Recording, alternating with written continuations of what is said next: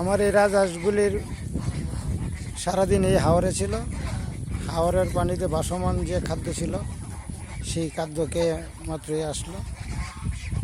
এখন এই হাঁসগুলিকে অল্প পরিমাণে ধান দিব। এই 50 থেকে 90 গ্রাম পর্যন্ত ধান হিসাব করে ধান দিব। ধান খাবে।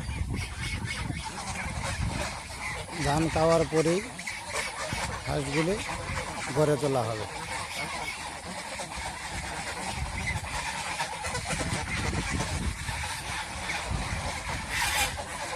এই খামারটি নেত্রকোনা জেলায় মোহনগঞ্জ উপজেলায় অবস্থিত।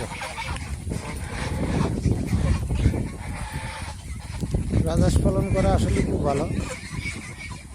আগে রোগ ব্যাধি অনেক কম হয়। তবে 2টা টিকা দিতে হয়। সময় মতো 2টা টিকা দেওয়া হয়ে গেলে আর